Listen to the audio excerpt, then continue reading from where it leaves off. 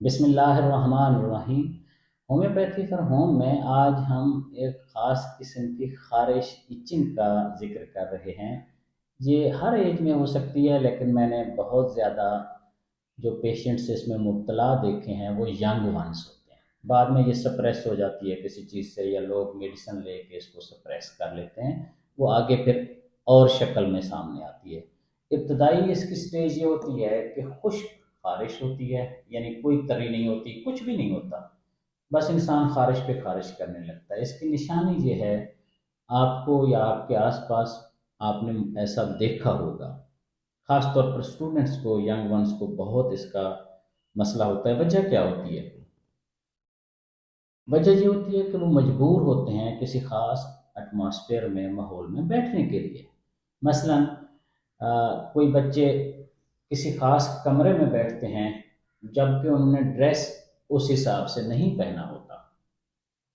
مثلا Jersey sweater پہن کے آتے ہیں، کوٹ پہن کے آتے ہیں، تھرمل پہن کے آتے ہیں، اور آگے روم 20 25 30 40 بچے وہاں بیٹھے ہوئے ہو سکتے ہیں، اور وہ کچھ دیر کے بعد گرمی ہونا شروع ہو جاتی ہے تو ان کے جسم میں خارش ہونا شروع ہو جاتی ہے۔ یا باہر وہ اسمبلی میں گئے، یا کوئی فزیکل ایکٹیویٹی کی، یا باہر بعض اوقات دھوپ میں کچھ دیر کے لیے ٹیچر نے کسی بھی وجہ سے، ایگزام کے لیے کسی بھی حساب سے، یا کوئی روم ایسا تھا جس میں ہیٹر وغیرہ لگا ہوا ہے۔ خلاصہ یہ ہے، ٹمپریچر زیادہ ہونے سے، تھوڑی سی گرمی زیادہ بڑھ جانے سے، جو پہلے سچویشن تھی اس سے زیادہ بڑھ جانے سے، کچھ لوگوں کو، چاہے وہ بچے ہوں چاہے بڑے ہوں، کسی بھی ایج کے ہوں، میرے پاس تو ایسے بچے بھی، نوجوان یونیورسٹی لیول کے بھی کئی کیس ڈسکس ہوئے ہیں۔ انہوں نے کہا ہم نے تو ایگزام چھوڑ دیا، ہم انٹرویو کے لیے گئے ہوئے تھے، انٹرویو نہیں دے سکے، ہم کہیں لائن اپ ہوئے ہوئے تھے تو لائن چھوڑ کے آنا پڑا۔ کیوں؟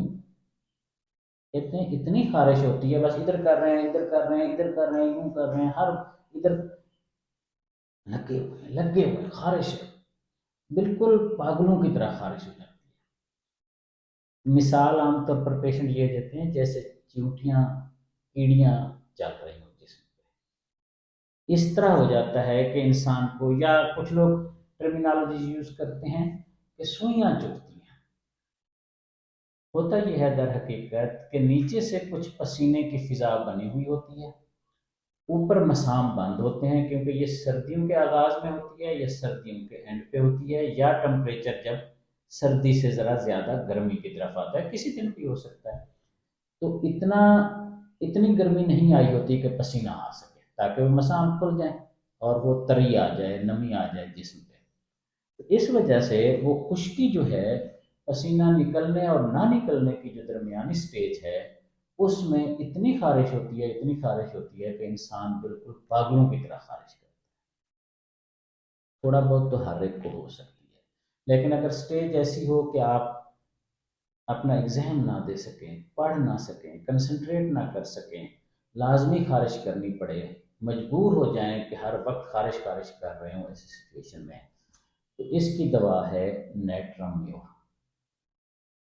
یہ بیلنس کرے گی اس سچویشن کو، موسم کی ایڈجسٹمنٹ بھی کرے گی، اور اوور آل جسم میں ایڈجسٹمنٹ اور سیٹنگ کرے گی۔ نیٹرم میو 200، 10 قطرے صبح اور 10 قطرے رات، ہفتہ 10 دن لینے سے یہ کیفیت عام طور پر سیٹ ہو جاتی ہے۔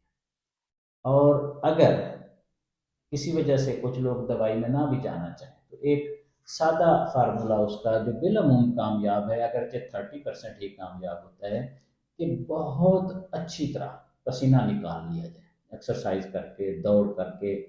جب 2 3 دفعہ اچھی طرح پسینہ اس سیزن میں نکل جائے گا، تو اگلے 2 3 مہینے یہ کیفیت عام طور پر تنگ نہیں کرے گی۔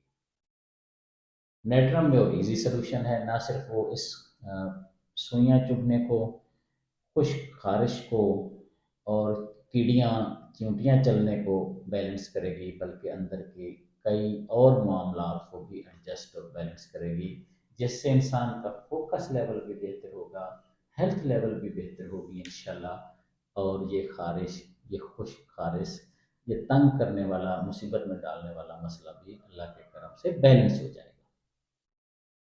پروردگار ہم سب کو اپنی امان میں رکھے۔ شکریہ۔